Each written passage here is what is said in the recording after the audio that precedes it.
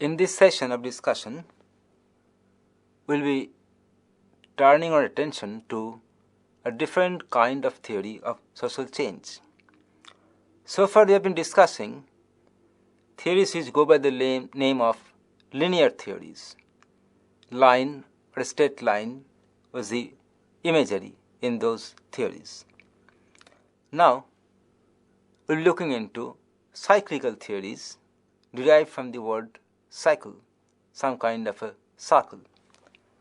Cyclical theories of social change do not see societies develop in a linear fashion from a low point to a high point, but it sees societies develop or progress as we might measure against some accepted yardstick of development or progress. They develop or progress up to a high point. Then at that point, it exhausts its progressive capacities, its progressive nature gets eroded seriously, and it starts on a downhill journey till it reaches the lowest stage. From its lowest stage, which is nadir, it once again starts climbing up to the highest stage, its zenith, and the process is repeated all over again and again, and that's the main point of cyclical theories of social change. According to it, civilizations are born, they grow, they start decaying, ultimately meet their death, and in its place a new one is born. It grows, reaches the fullest point, starts decaying, meets its death, some kind of parallel with an organic entity. Two of the most important thinkers of this cyclical school of social change were Oswald Arnold Gottfried Spengler and Arnold J Toynbee. We start with Spengler. Oswald Spengler, who lived between 1880 and 1936, was a German historian and a philosopher of history, whose interests included mathematics, science, and art. Spengler, in 1918 and in 1922, brought out 2 volumes of his magnum opus, The Decline of the West. The first volume coming out in 1918 to be followed by the second volume in 1922. When The Decline of the West was first published in 1918 in German language, it became a wild success. It became one of the most read books of the time, and Germans liked it.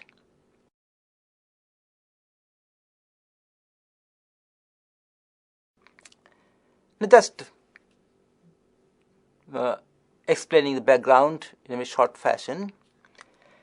1918 was the time when the First World War has just ended.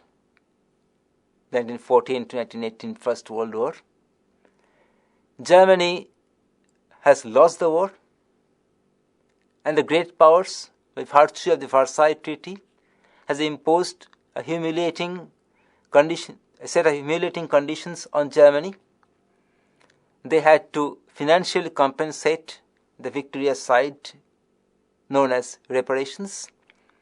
Not only it was defeated, devastated, but also it was humiliated.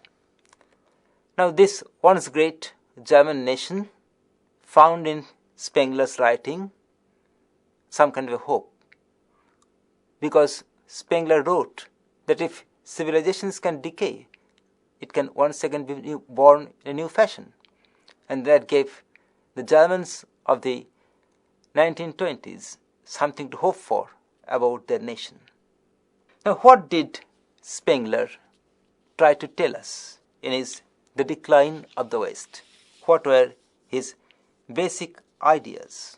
First, his basic idea was that the linear view of social change must be rejected totally. And the linear progression, which I've discussed in quite detailed fashion over the last few sessions, the linear progression supposes a journey from a lower to a higher point, like climbing up a ladder, one step at a time till reach the highest point.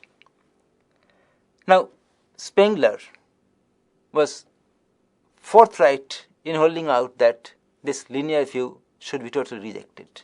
Society, according to him, does not progress in a linear fashion.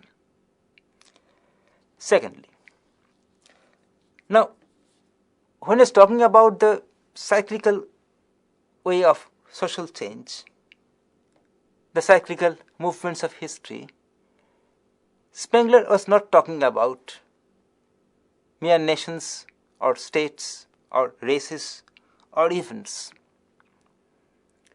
He was talking about high cultures, H capital and C capital. Now, high cultures is some kind of a umbrella term. It includes within itself civilization, culture, nation, states, races, and everything. It's not just any one of these, but a combination of all these. Some kind of a holistic view of human life.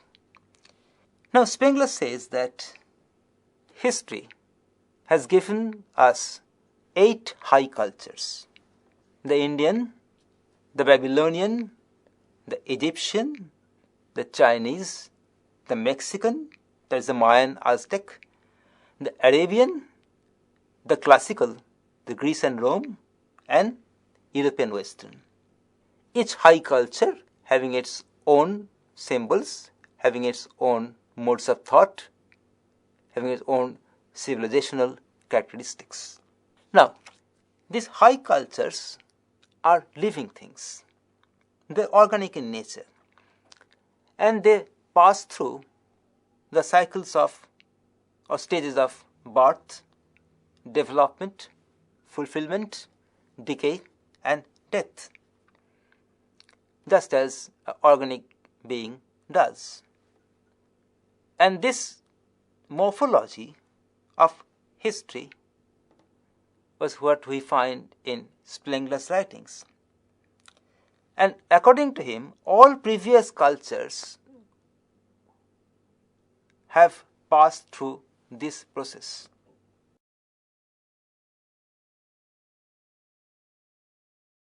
Now, there are certain terms which Spengler uses, terms which have to be explained. That when high culture follows that stage of birth, growth, development, maturity or fulfillment, and decay. Let's come to the point of decay. When there starts the downward journey, so long it is an upward journey. At that point of time, the transition point of growth and decay, at the transition point, culture ceases to exist and civilization takes its place. Now, this may sound to be a mere play with the words, but for that, or to solve that confusion, we have to look into what Spengler meant by civilization. Now, civilization phase is a human society without the cultural component. It is a time of drastic social upheavals, revolutions, large-scale migration of people from countryside to the urban areas, from one country to other countries, continuous wars and other sorts of crises. There is a large-scale urbanization. the rural areas are shrinking, people are leaving rural areas, people are leaving agriculture, and the urban areas are growing. And this is, according to Spengler, was the process of dying out of a culture. And with this civilization, according to Spengler, comes its twin tools, money and democracy. Now, money rules over the chaos, and money profits by the chaos, and democracy, which perhaps Spengler meant it in the Aristotelian sense.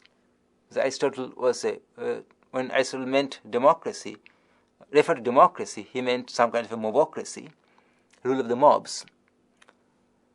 The same kind of a sense of pejoration, a sense of looking down upon democracy, was in Spengler's writings also.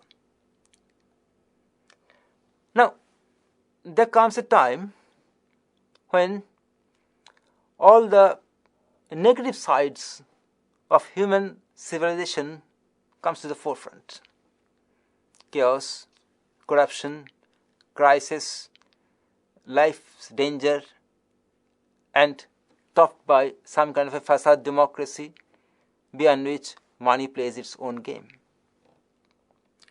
Those who are still with the high culture, those still the people of the high culture, they haven't died out. High culture might have died out, but they haven't died out.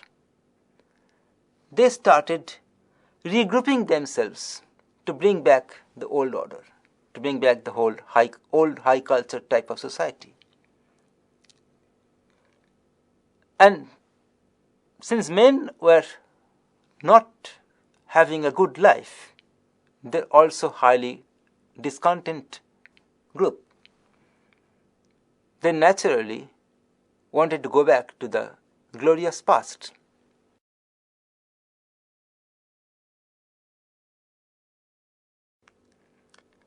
So the people, or the leaders of the high culture, got support of the common people, and they amassed huge power in their hands. Common people, in some kind of maybe a Hobbesian sense, they transferred all their powers to these men of high culture.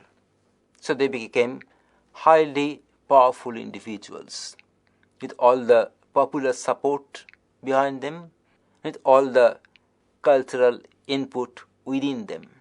They became the Caesars, a time which Spengler identified as the age of Caesars.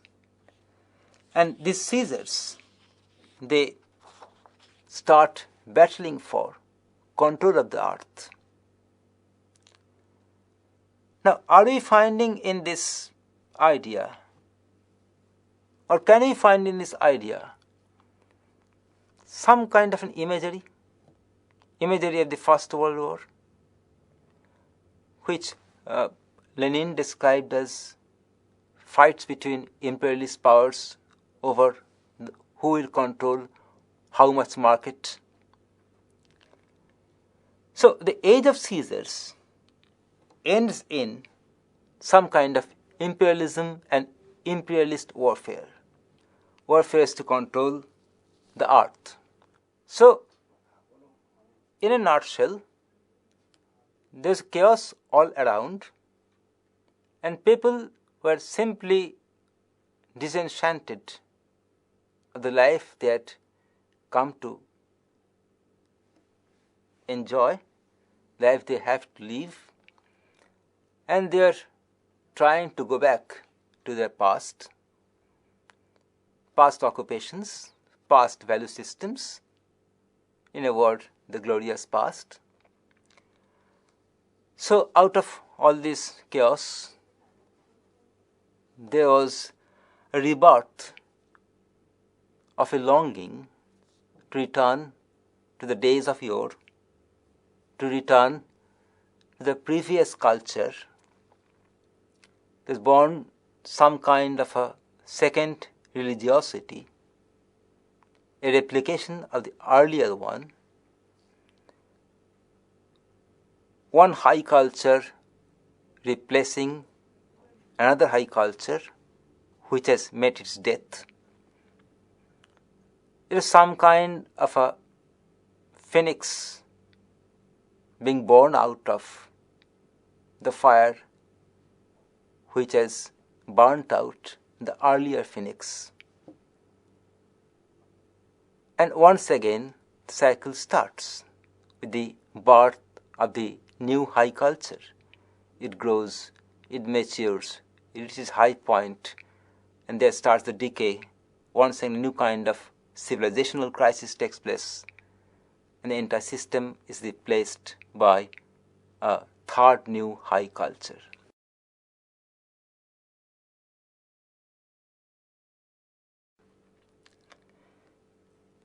The second most important thinker of this cyclical school of social change was Arnold J Toynbee.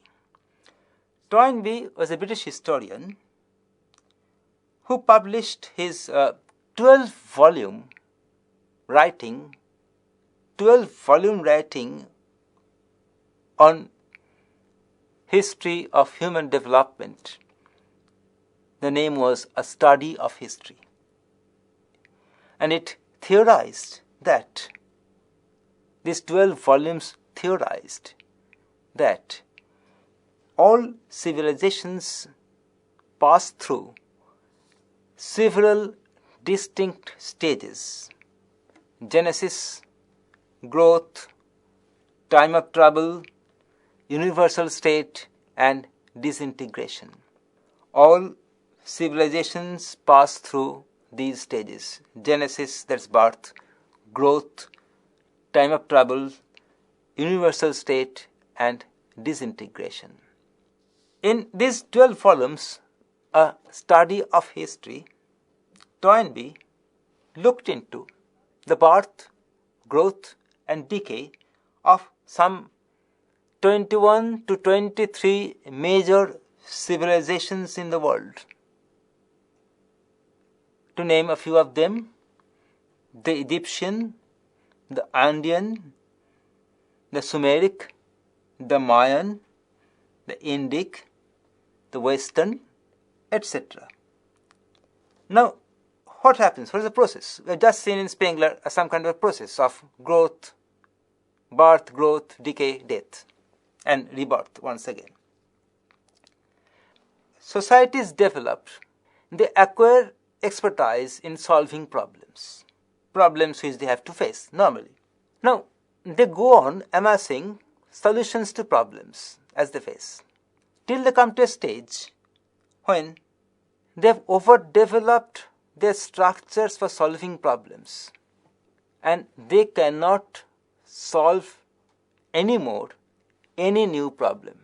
Now, all these ways of solving problems were being done by a small group of people in every civilization, known as creative minority. Now, this creative minority more and more were fixated on old methods of solving problem. They were thus unable to cope with new problems which came over the horizon. And they became, so long they were a creative minority, so long they could solve the problems which civilizations faced, with the loss of that faculty, they degenerated into what Toynbee termed as a dominant minority, which forces majority to obey without deserving that allegiance. As long as they are in the creative phase, they are doing something positive for the society, for the civilization, and people are obeying them or paying allegiance to them on that ground. When they have ceased to be creative and got turned into some kind of a dominant minority, they are using mainly force to subjugate people. They could no longer command their willful obedience because they have lost their creative faculties. Now, these creative minorities, at this point, when they become creative minority, when they become a dominant minority, in order to perpetuate their rule, their control over society, they create some kind of a universal state. Once again, a Toynbee term, a universal state. And this in universal state, all forms of creativity are stifled. No individual liberty, no individual creative liberty was allowed. Now, naturally, there would be resistance against this taking away of individual liberty.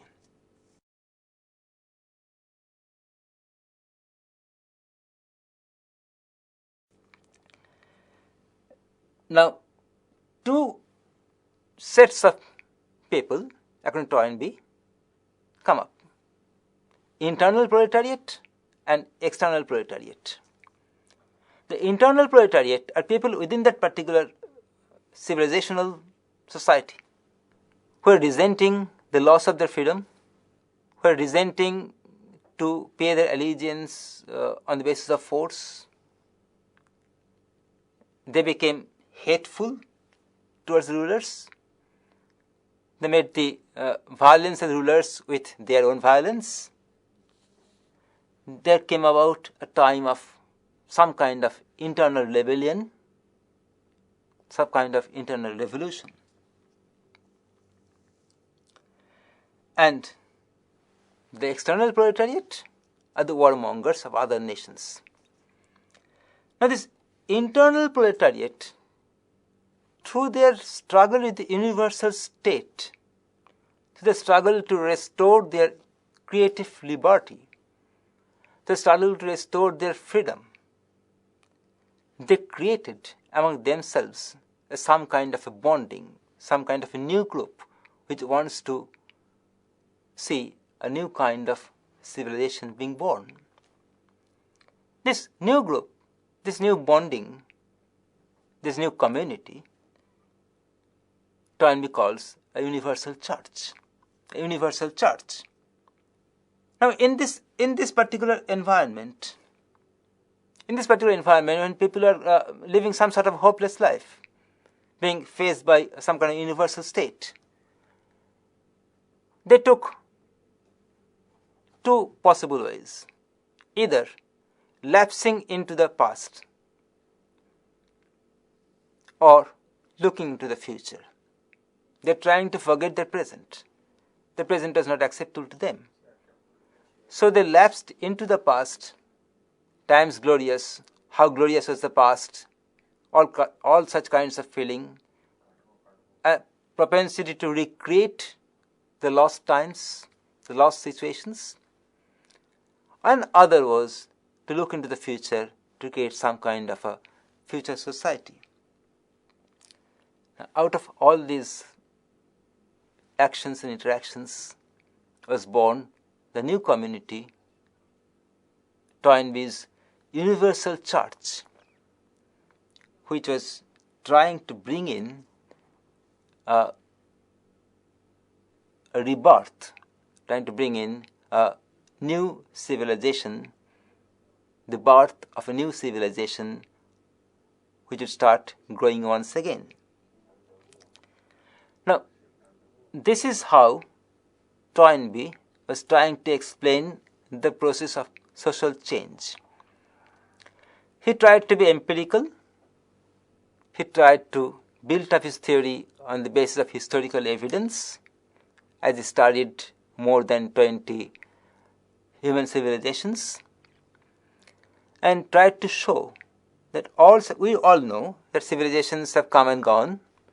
He had to show that in their coming into being and going out of existence, there is a definite process.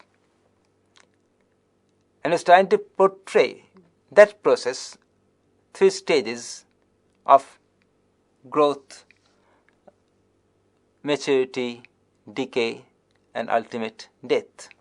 The kind of creative minority being created, the creative minority degenerating into some kind of dominant minority, the dominant minority creating some kind of a universal state, which was just a euphemism for a dictatorial state in which people had no rights.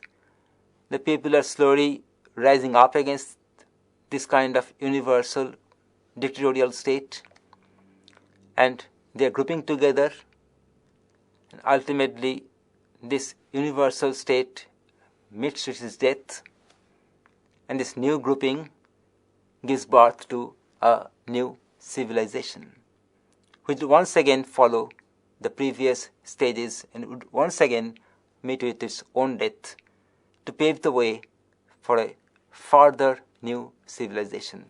And that was the cycle of birth, growth, decay, and death of civilizations, of human societies, of social changes alongside, which we found in the cyclical theories of social change as explained to us by Oswald Spengler or by Arnold Toynbee.